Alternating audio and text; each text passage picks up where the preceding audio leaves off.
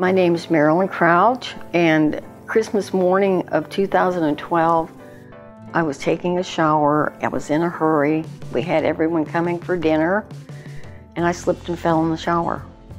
I knew it hurt my shoulder, but I didn't realize how bad until, I don't know, several months later, and it started to really bother me.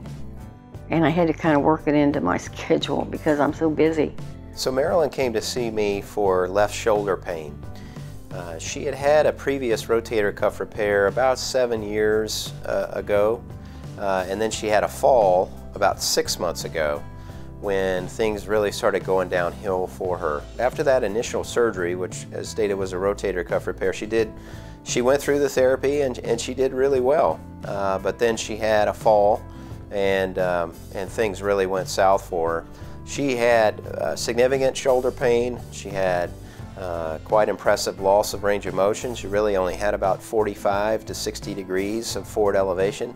So that's about right here. She couldn't get her hand over her head.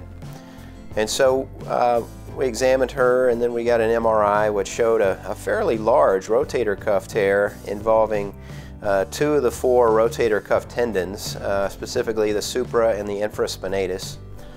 Fortunately, they were not retracted very far, probably because the tear was occurred in her fall, and the tear was only about 6 months old. Let me go over the anatomy again of the shoulder. The rotator cuff is a set of muscles that help hold the ball in the socket, or hold the ball on the socket. The ball is the top of the humerus, and the socket is part of your scapula, your shoulder blade. And so there are 4 muscles. The subscapularis is in the front. The supraspinatus is this one on top, which is right here.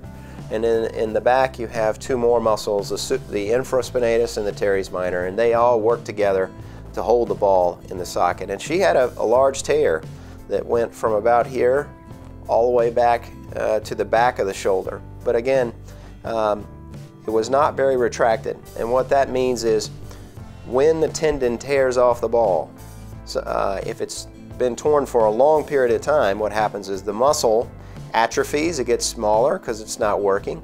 So you can imagine a muscle here getting smaller and that pulling the tendon back that way. Well, her tear was not old enough to have much of that happen. He just went ahead and repaired it, put screws in, fixed, repaired the rotator cuff. I think a tendon had snapped and he repaired it. I recovered completely, 100%. But I recovered completely. The girls in therapy couldn't believe that I didn't have any pain. I never did have any pain. I kept waiting for the nerve block to wear off after surgery. It wore off, but I didn't have any pain. I knew I had surgery done. There was discomfort if I tried to move it, but it wasn't painful. So I would highly recommend Dr. Farrell to anyone. So we had some strikes against us.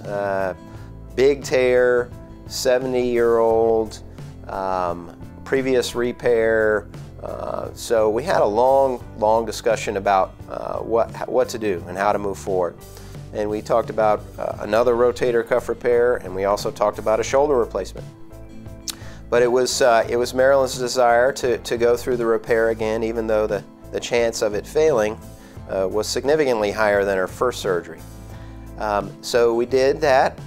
We went to the operating room, and the tendon quality was pretty good, and we were able to get a nice repair with minimal tension on the repair.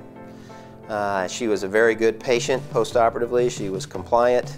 We actually had her in a sling for 8 weeks, which is what I do for massive rotator cuff tears or tears that are redos or revision cuff repairs. And then afterwards, we got her out of the sling and got her range of motion back and strengthening, and she is doing wonderfully. Could not be happier with the outcome of her surgery. From the time I had surgery, all through the whole surgery, it didn't stop me from using the computer. I could type, I could paint, I'm an artist. It didn't stop me.